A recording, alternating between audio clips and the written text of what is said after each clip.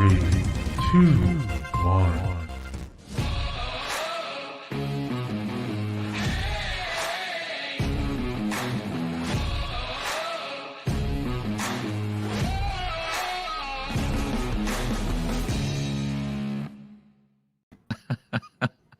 Contrary to the intro, this is not the market update. This is our Monday morning talent talk. And this is Monday, October 11th. We are here to help you out, and we have some great information to go over today. I'm Jurgen, one of your hosts, and also we have Davina. I popped in there. Steve is down in the bottom, but good morning. Good morning. Happy Monday. Happy Monday. Good morning. It's your boy, Steve. Yeah, I'm sitting here over in sunny Arizona. I got the sun streaming behind me. I'm feeling good today. It looks beautiful, and it is a beautiful day in Washington as well. The leaves have turned, and obviously there's a lot of leaves on the ground, but it's you know what? You know how I'm a summer person, but the crisp, fresh air actually is a little bit refreshing. It's just when it's raining sideways. Okay, I don't want that, but it's really nice out. So yeah, when the cats and dogs are falling. Yeah, right. Anyway, so yeah, Steve, how are you doing? Good. I love this time of year. Fall is in the air. Like Davina said, the leaves are turning and football is on the TV. We probably won't. That sounds like a weird statement. Fall is in the air. Where's it going? Fall is in the air. It's all coming down. Falling. It's falling. It is falling. So today we are going to be talking title and escrow, and we haven't talked title and escrow in a little bit in a while.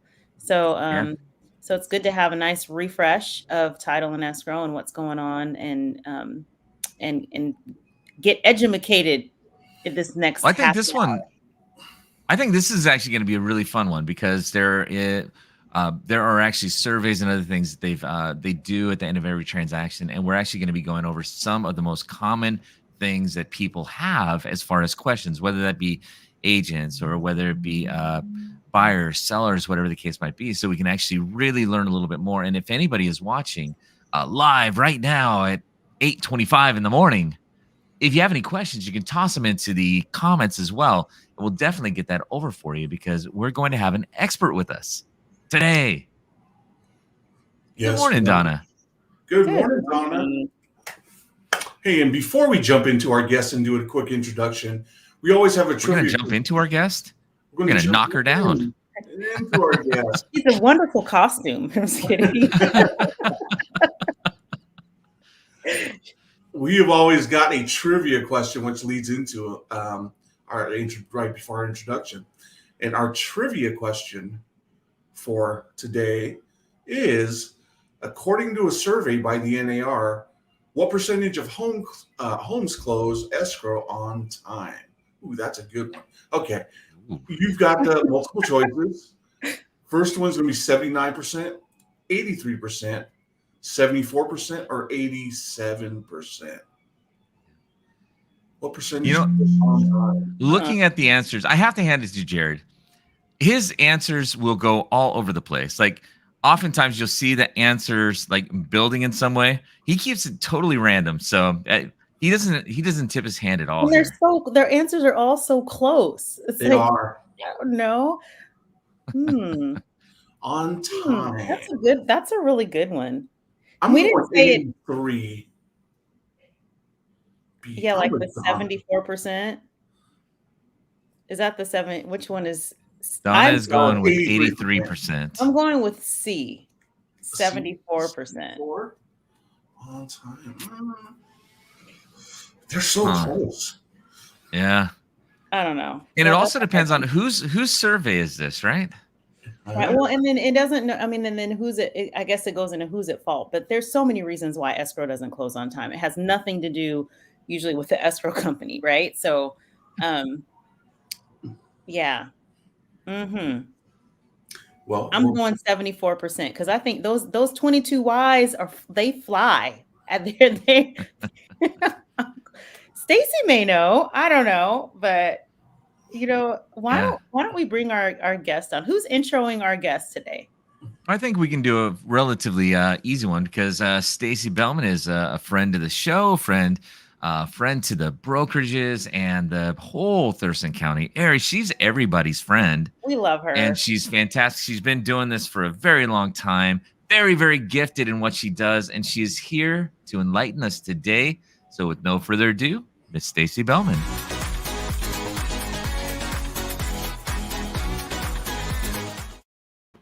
Good morning. Good morning. Hi. It's great to be here. Thank you for joining. Thanks for having me. Awesome. It's been a little bit. It has. I'm glad to be back. We'll have to do this more often. I love it. I think the last time we had you on, you had your cat I was trying to remind him. I was like, you had a cat on the counter or something. Yeah, I tried to lock him out this time. He can push open the office door, so we'll see. He was here a minute ago. Yeah. So they're like, you're no, and I was like, yes, I remember Stacie and the cat. Yeah. She is a mama to the babies, our fur babies, and she is a fur baby lover. And yeah, so I have 6 running around. I have 4 dogs and 2 cats. So I remember when we started doing Talent Talk like over a year ago now, and I was, hey Donna. She's saying hi to Stacie, not me, but no, right. We were doing the Talent Talk up in our office, and our cat would consistently also try to interrupt. And when he couldn't get in, he would meow at the door so loud. Yep. Yep. They do that. Yeah. I have the dogs locked in the other room. They're attention mongers. Mm-hmm. Absolutely. The question that I'm actually interested in the NAR trivia question too, because you're like, I don't know. I mean, I know. I would say it's probably close to between 70 and 80% of. So the answers are so close because you're right. There's multiple reasons why things don't close on time. So, yeah. We might just throw that. We might throw that as a question to you a little later too. So. Right. Okay. But you know what? Why don't we just kind of start in because Perfect. You are engaged in escrow and you do a phenomenal job of communicating with agents, brokerages, and keeping everyone informed, and also making sure that people understand any things that are changing or things to be aware of.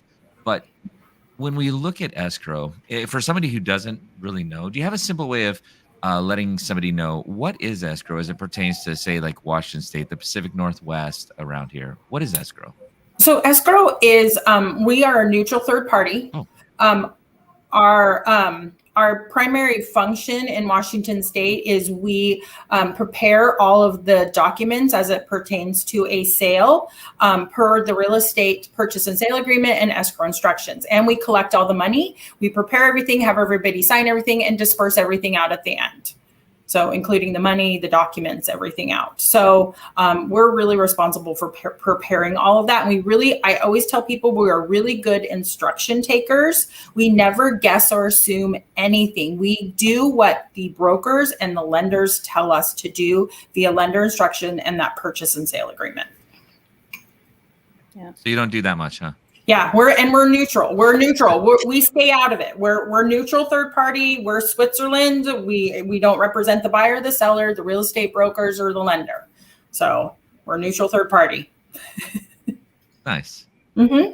Yep. There are a lot of, I'm going to say a lot, but there are increasingly more transactions right now that we've seen that are not on the market, right? And there may be a buyer, and the buyer and the seller get together and they do their thing. How do you guys, and there's options, right? So it's like, well, what do I do if I have a contract or a sale? Do I go through, and some people go through attorneys and some go through escrow.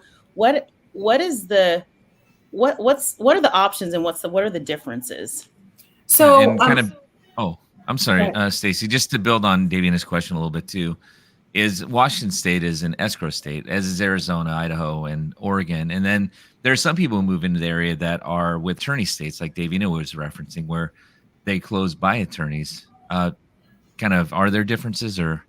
Yeah, absolutely. So a true escrow state is the escrow officer, which are licensed through the state of Washington to practice. They're called limited practice officers. And you'll hear them called escrow officers, LPOs, closers, all kinds of things. It's really interchangeable. They're licensed through the state of Washington to prepare certain documents as it pertains to the real estate transaction.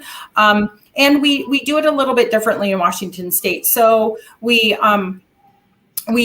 sign before actual closing. So signing and closing are not the same thing. So we sign before we record that document. And then once we record that deed of trust, then that's why everyone's waiting for recording numbers. Then the transaction is basically considered sold. It's funded, it's sold, then you can do the keys. In an attorney state, we call them table funded states. Signing and key exchange are the same day. So buyers and sellers a lot of time will sign at the table together. They exchange keys right there. Attorneys prepare all the documents, and the deed is recorded at a later time, which I find weird because I'm like, what if the deed gets lost? I don't know how they do it, but they do. So really, when you're working with somebody, especially a buyer who comes from one of those other states, especially back east, you're really going to want to go over that process. I've had buyers push away from the table and say, what do you mean I'm not getting keys today? Somebody's going to take my money. What if somebody, no. And so we had to call the real estate broker to talk him down off the ledge and really explain to him that, no, this is an escrow state. You will get your keys. Signing and signing and funding and closing are not the same day. They happen later. So it's really important to know that the difference between the attorney states and the escrow states when you're working with those buyers from other states. And then as far as Davina says, if somebody, you can have attorneys close transactions in Washington state if they get together, I want to sell my house to my neighbor and we decide to do a for sale by owner. We can go through an attorney. We can do it ourselves. Of course, we always caution against that because you don't know what's on that title report. How do you read a title? But they can open it through us as a FSBO, or they can go to an attorney and do it through an attorney. And a lot of times, though, attorneys will tell them, hey, you should get title insurance. And so the attorneys will call us and provide that title insurance. So we'll do the title insurance for them. And then the attorneys will actually finish the rest of the escrow part of the transaction. So there are options.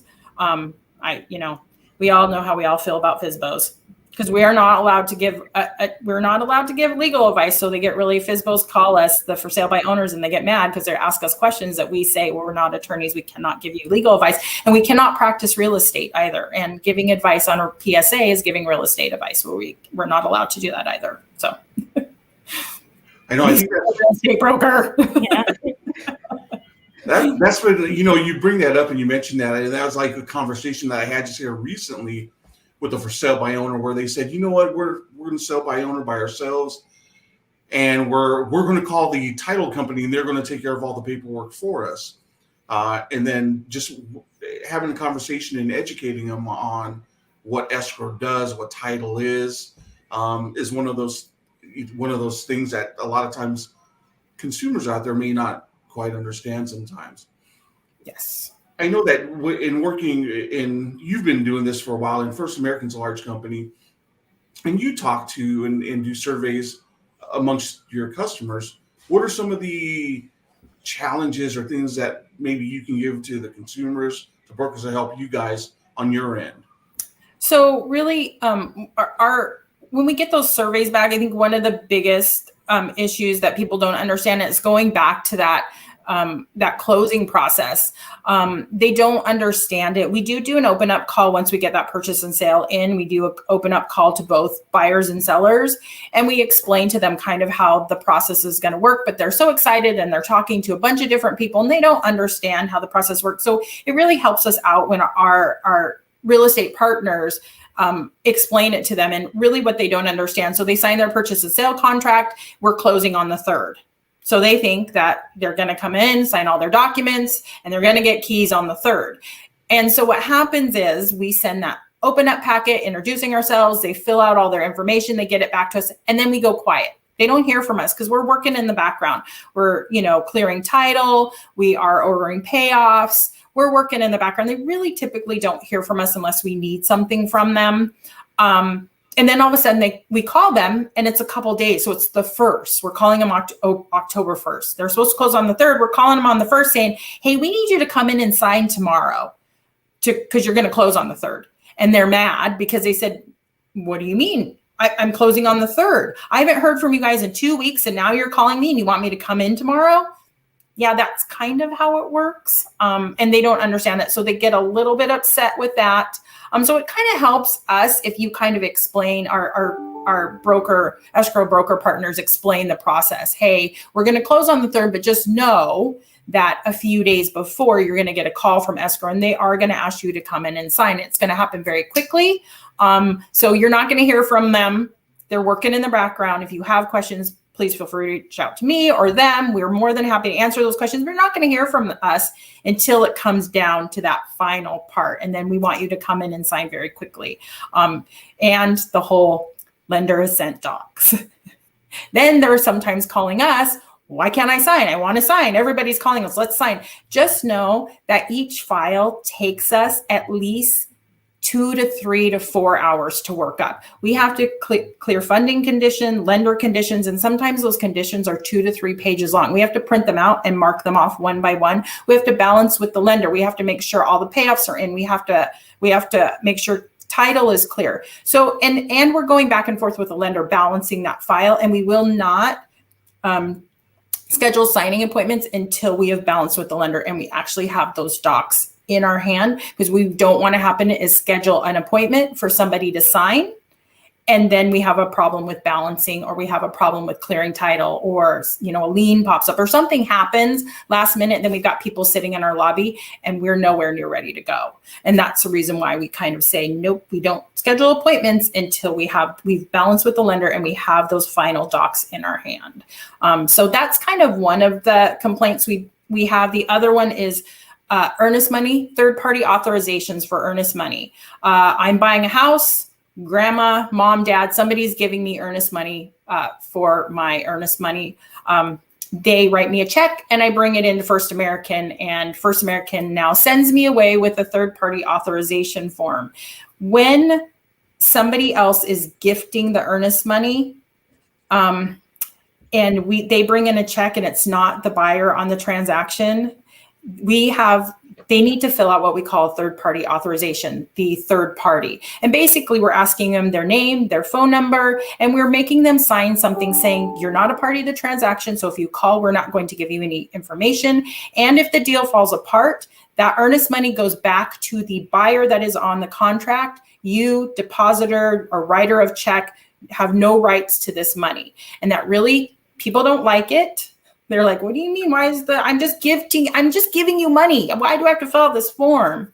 It's required. And just make sure, if the third party doesn't have a problem with that form, make sure you're asking the lender. The lender sometimes does not like to see that money go directly to us. It's sometimes better it goes into the buyer's account, then they write us the check. So make sure you're talking with the lender. Sometimes the lender doesn't like to see that gifting of funds and that they're writing the check directly to us. So those are some of the little issues that we see when we get those surveys back. But the biggest one being that not understanding when we're going to call and sign them. I haven't heard from you in 2 weeks. And now all of a sudden you want me to sign tomorrow? That's kind of how it goes. So it really helps us if you guys kind of jump in and help explain that a couple times, because they're so excited and they forget. Yeah. And it's a scary process for a lot of people because it only happens every so often. Right. And the memory fades of how it was. And like you'd mentioned before, sometimes they've come from a different state where everything is that whole process is different, like in an attorney state. So what's great is First American, you guys close so many transactions across, and these surveys, when they get filled out, it really give you insight to being able to help clients transact better, to be more secure or give them a better feeling as they're going through the process. Is there anything else that kind of stands out to you that I wish more clients either understood this a little better up front or knew this a little bit more that you kind of get from those surveys or from your experience? Yes. HOAs, HOA fees, that's a new big one. So if a lot of HOAs are now managed by, a Viz group or a Vantage. And when we order those statements, we have to have a statement and to make sure that they're, that they don't owe any fees, fines, late fees, that they're, all, everything is what they owe is what they owe. They're current. And Vantage, Viz Group, some of those are now charging upwards, $100 to $200 for those statements. And it really is on the seller to pay for. The sellers misunderstand and they think that is a fee that Escrow is charging them and they get mad. And I just had the survey last week where the person is like, I called my HOA and they had no idea where that fee was. You guys are charging this. No, we're not legally allowed to just charge you fees. We can charge you for title and escrow. That's it. That fee came from your HOA. So, that is another thing that's really important to understand and to let your sellers know up front, especially if they're managed by a management company. Hey, you're going to have to pay probably for a statement from the management company, and it can be anywhere from $100 to $150. I think some of them are $200 depending on the fee on the management company. So definitely important to have that conversation up front.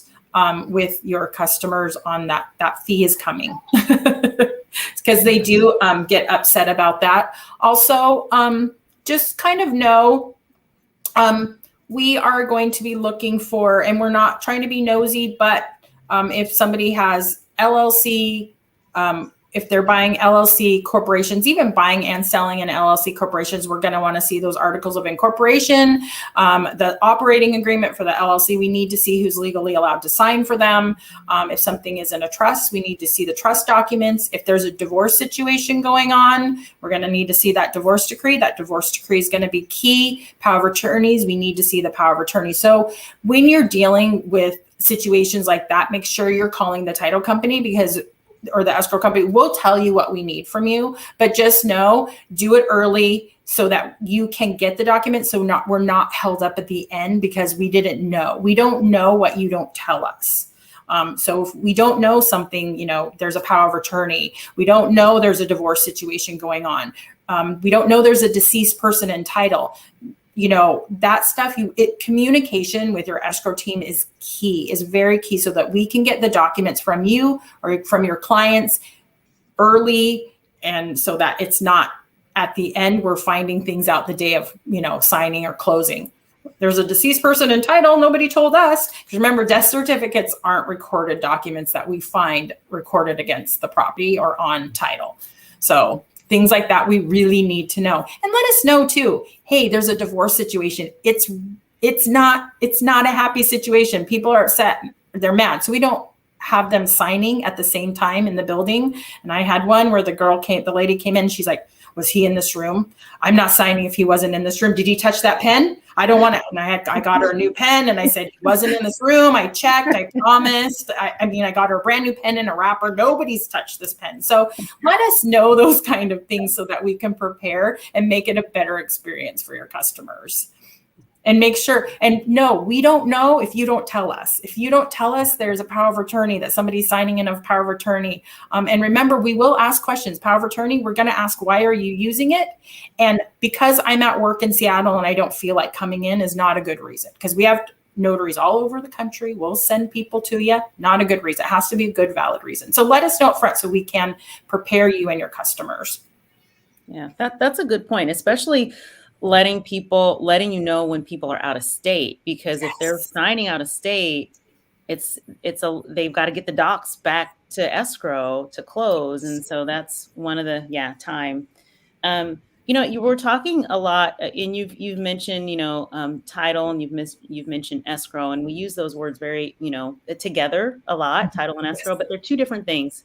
What didn't really touch on, we know escrow, intermediate, doesn't represent anyone. You basically follow instructions, and you really more of a facilitator than anything. Right. What about title? Like what what is title insurance? Like, what is title insurance? Why do we need it? What?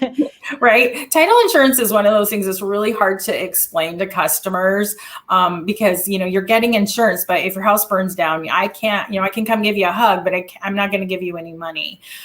So really, title is a bundle of rights that you get when you own real property. Title insurance insures those rights. So somebody who used to own your property or have a vested interest in your property can't come in and say, you owe me money, because certain things, liens, notes, deeds of trust, follow the property, not the person, right? So it's really important to have, let's say that I bought a house and everything looks fine, title's clear and everything else. And there happened to be 2 people ago, there was a deceased person in title and an heir wasn't found. And now the heir of that deceased person comes along and says, hey, I wasn't paid when my mom died and the estate sold the house. Well, nobody contacted me. And now I have some type of legal right to that house.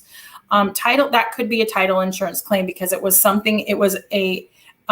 error or omission that wasn't found in the title search. And there are things that happen. And remember, title insurance is really different from regular types of insurance. So your car insurance, so I buy my car today and I pay monthly, yearly, whatever I pay on the day I purchase the house or my car on a go forward basis. Title insurance works backwards. The day I purchase my house and we record that deed of trust, backward in the chain of title, what happened before I owned my house is covered.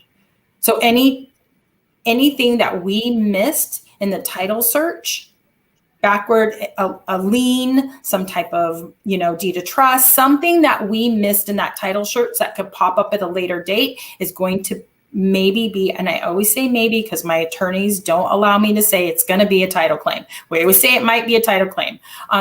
And depending on what type of title insurance your customer get, now remember, your purchase and sale always automatically defaults to the best type of title insurance policy available. That's why we tell you don't check the boxes, right? Steve, Jurgen, Davina, don't check the boxes when it comes to title insurance. Leave the boxes alone. It defaults to the best type of title insurance available, which is the homeowner's policy. So not only does it cover what happened before you own the home, it has 32 post-policy provisions, which on a go-forward basis. Things like mechanics liens are covered. Fraud is covered. So if somebody fraudulently records a deed of trust, that could be a title claim. Unpermitted structures could be a title claim. So remember though, the buyer can't have caused the problem. The new buyer, the new owner can't have caused the problem, and they have to suffer a financial loss in order for it to be a valid title claim. So you can't just say, I think my outbuilding is an unpermitted structure and I think the county is going to come out here and make me pay for the permitting for my outbuilding. So please pay me money. Well, the county doesn't know about it. They haven't said anything, so we're not going to give you money unless you suffer a financial loss. And the other thing to remember is if you have a client who thinks they have a title claim, please don't advise them to call an attorney and that we will reimburse those attorney fees. Have them call us immediately because we have a whole team of attorneys and that's all they do. So we will advise them on next steps because we do not reimburse attorneys' fees. We have attorneys that we will send and help. They will help you with your title claims. So if people, I really do say that if people get their preliminary title report or have more questions on title, don't go in the weeds with them because that's, it can be a little complicated and title insurance can be a little bit confusing. Tell them to call us. We don't have a problem sitting down going, if you have an engineer, doctor who really likes to get into weeds with things, have them call us and we'll sit down and go over their title report with them or explain it a little bit more. Nice. That's good. Yeah, there's a lot with title insurance and the different types of title insurance and what is covered. The different policy. Yeah, there is a lot. And we can do a whole nother one on that too. We're not going to go there today. No. No, that'd be a whole deep dive there. We can talk about title. We actually have a class about that. So, could be a clock hour class. Yes. So, all right. And Stacie, before I guess wrapping up, what else, I guess, is there that maybe you could share with us that you could put out there for maybe? Yeah. Well, Or, in the Stacie, yeah, go ahead. I've still got something a little more specific for you. Oh, absolutely. Because because you are engaged in real estate and you are seeing what's going on. Traditionally, we see the market start to shift as it goes from fall into winter. But last year we had a little bit of a aberration from that. I mean, we had a market that kind of continued contrary to what it would normally do.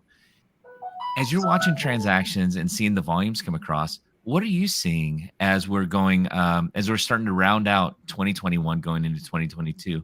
How's the market looking from your perspective?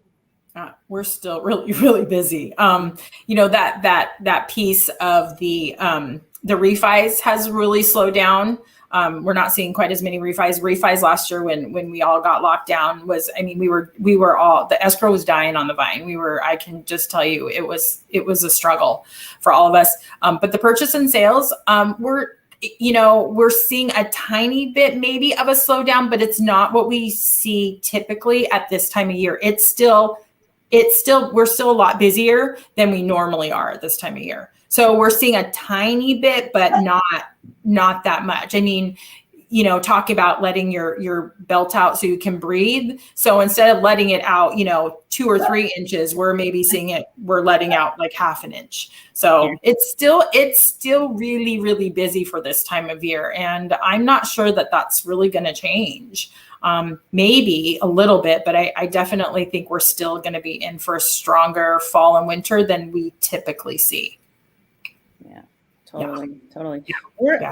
We're going to get into our trivia question, but I do have a question. It's going to lead right into our trivia question because we talk about escrow. We talk about, people are, one of the things competitively is trying to get that escrow closed as quickly as possible, right? And there are timelines, and we want a 20-day close instead of a 30-day or a 45-day close. What are you guys seeing? In regards to close times, this is a 2-part question. In regards to close times, people asking for unrealistic close dates in order to get title done and getting through the process. Has that been happening lately, or are people more realistic on close times? No, everyone wants unrealistic closing, especially with the lender. Now, if it's a cash deal, we can get them closed a little sooner, of course. But when it is a lender, when we're working with lenders, it really is sometimes our lender partners, and not to throw them under the bus. They're great, but they're sometimes, they have to give us time to do our jobs as well. So we do have to, clear title, order payoffs. And sometimes those payoffs can take a little bit of time to come in. We have to make sure the title, like I said, title's clear. We have, all of the docs and all of our ducks in a row, and balancing with lenders. So sometimes, it depends on the lender. It depends on the transaction. Everything's different. We are seeing, we did have a company-wide email the other day saying, hey, make sure that our lender partners and our real estate partners know we are busy, and that they set those expectations with their clients, that, appraisals are, hey, is appraisal, it seems like when the appraisal comes back, the lender, we have a date of closing 30 days out. And then all of a sudden they push it up and they're like, hey, we want to close today or tomorrow. Instead, we're going to push it up 10 days.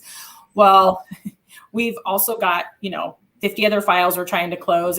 Not that we don't want to close your deal, we do, but make sure you're setting those expectations. We might not have a payoff in, we might not be totally balanced with the lender, title might not be cleared, that kind of stuff. Our titles right now are turning around in about 24 to 48 hours. So usually titles clear, but not always if it's a complicated thing. So,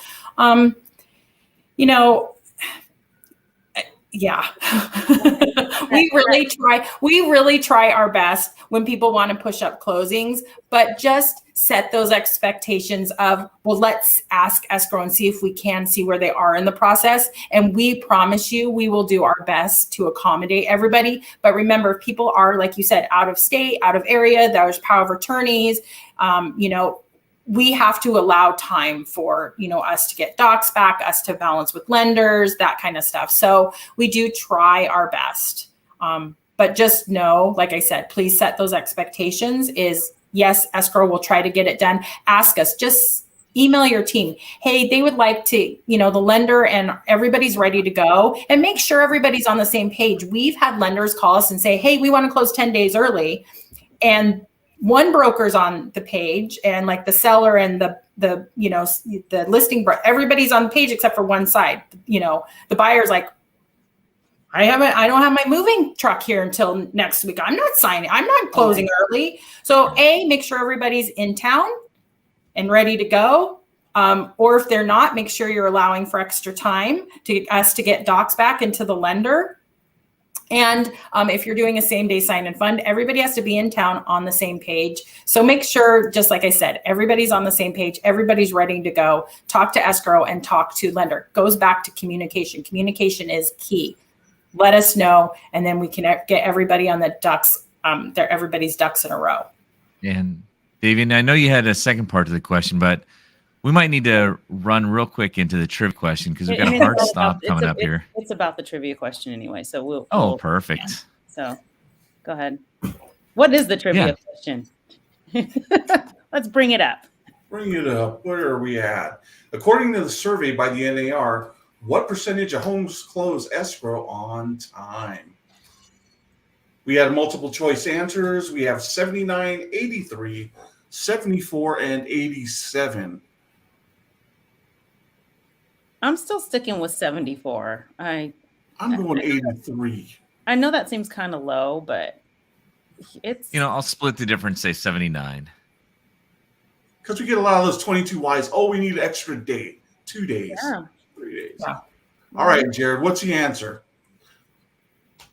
Oh, yeah. See? Yeah. Wow. Wow. It doesn't surprise me. It doesn't. But and here's the thing is, and I think you kind of touched on it a little bit or maybe hinted to that, but what is the most common delay financing? Or what is the most common delay that you've seen, Stacie? Really, the most common delay is financing. Something happens with I'm not throwing our lender partners under the bus. They're great. They're busy too. But really that financing part, what happens a lot of times is that the lender, I love our lender partners. So again, not throwing them under the bus, but we get a lot of, hey, we sent you docs. Let's go. Hey, or, they promise the customers, hey, we're supposed to close tomorrow, but we get docs at 4:59 and they're like, well, we sent docs to escrow yesterday. And so we're like, okay, but we got docs at, even at 3:00. And remember, we usually have about a 12-hour turnaround time because we do have, and we try to be fair to everybody. So we do the docs in the order that we get, and we are absolutely 100% working on them. But remember, it takes us 2 to 3 hours to work up a file. So, if we get docs at 3 or 4 o'clock the day before, we're probably not working on that until the next morning. So financing is a big one, or, we get a late appraisal and then we've got lenders calling us trying to push and go, hey, they're supposed to close, their lock is going to expire. Okay. And so we really do try. So yeah, that's probably our biggest is financing. Yeah. Oh. Yeah. No doubt. And those appraisals and such kind of hold things up too. So we do. Yeah. All right.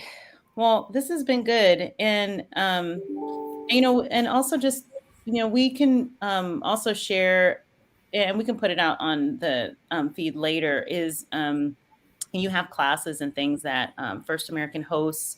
So if you're a real estate professional and you want to tap in and get some information about classes, I know we host some of those classes as well. So we'll definitely want to make sure everyone has an opportunity to sharpen their tools. So absolutely. Yeah. And we have some really great ones. I think this month or next month, we're going to do for Halloween, death, divorce, and probate for Halloween. So it's a really good class. So if you want to learn, because that comes, death, divorce are big ones that come up a lot. So, and it can be a little bit complicated, especially in a community property state. So it's definitely a class you want to take. Yeah. Can you extend a locked rate? You can extend a locked rate. It's up to the lender, and they usually charge for it. Yes. Thank you, Anaya, for your comment or your question. So, Sliding all right, it in. lady, All we right. appreciate you. I appreciate you guys having me. Would love to come back. This has been great. Love seeing you guys. You guys have a fun office. I always enjoy coming in and seeing you guys. You're amazing. Oh, well, thank you. We love Not supposed to have favorites, but I do. Yeah. Tell. Well, thank you, Stacie. Oh, and you. yep. Yes, So we will be thank you. seeing you soon, and enjoy the rest of your day. If you want to hang out in the back, you can, or if you have something else you need to do and drop off, and we'll give you hugs. So, No, hang out. Love you guys. all right. Oh, very nice. All right. Bye. All right. So Here as we we are. wrap, we want to make sure that we let everyone know about what's going on in our world and the things that are coming up. So, what is on the docket for this week? This week, we have our business meeting, as always, Wednesdays at 9 a.m. to 10 a.m. Also, we have coming up our Friday market update with Jurgen and Davina, where they tell you about what's going on in the real estate market in our area. They also go over the new listings and open houses as well. And I think we've got Forms Friday as well going on at 9 a.m. to 10 a.m. On Fridays, where we dive into a specific form. So lots of good stuff going on and tons of classes. We also have events going on as well. And this week we have our Lacy Shred event. So if you have boxes that you need to shred, boxes of files that you need to shred, bring them down to our Lacy location on Saturday, October the 16th, and we can shred your boxes for you. Yeah. And are we doing a food drive with that? A lot of times we're doing a level of donation along with those. We are. So there is a food drive that we're doing for the Thurston County Food Bank. So if you're bringing some boxes, bring in a bag of canned foods. They will. So get rid of your paper and clean your pantry. Yes. Tax Take day out is the on papers in the Friday, trash. right? That's perfect right. time for tax day Friday. So, Awesome. And then something happened this weekend, right? On Saturday? That has to do with we're wearing some pink shirts. We are. We had we participated in the Making Strides walk on Saturday, which was great. It was a great turnout. John L. Scott actually led the walk, first ones out of the park, and it was really great. It was at the Rack in Lacey, and it was a really great event. And we are also raising funds for breast cancer awareness this month. And so our goal is to raise at least $5,000 towards, and money goes towards breast cancer research and prevention. And so you can definitely help with the cause by donating to our team. And we'll be doing that all the way through this month. And we'll be doing a wrap up. So probably the first week in November, we will let you guys know how well we did with the fundraising. So definitely something that we're looking forward to, and we're honored to be able to participate in. And Jared can drop that link in the comments. So, would love to have your support as we look to find a way to cure and eradicate breast cancer and really all cancer in general. But I mean, this would be a phenomenal step. It's the most prevalent of all cancers, and it so greatly impacts somebody, even with survivors. There is a lot of hurt that goes along with that and a lot of adjustments in life. So, we just want to give that support where we can. Yep. So, all right. And we have other things that are coming up. We'll definitely just go to our webpage, go on Facebook. We've got events all the time. Every month you can see what's going on in our world here. So it's time to go, I guess, isn't it? Yes. Yes, it is. 907. Yeah. So, Jurgen, I know you're probably the warmest there, but you are the darkest on the screen. Like I don't know. I was Like asking, in more wasn't. ways than one.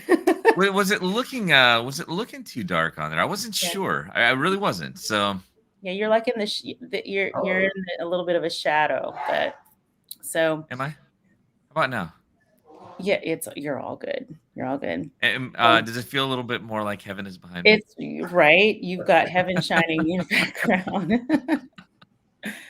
So, all right. Well, it's time to head out, and we've got those 2 words, be bold, that we end every broadcast with, and no exception today. That just life and what we do every day can make a difference. And if you feel like you are not living up to your full potential, which most every single one of us are not, even if you feel like you're being stretched, it's still time to be bold and step outside that comfort zone. Live outside the comfort zone, because that is where the magic happens. That is where fulfillment and happens. That's where, we live life as a contribution. That's where that all happens, when you are being bold. So let's say it and mean it today. Do something great. And who wants to count us down? I'll count us down. Steve, you got this. All right. Do this again next Monday. Appreciate you guys. Love you. On the count of 3. 1, 2, 3. Be bold. Be bold. Bye, you guys. Y'all. Have a great week. Yep. And here we go.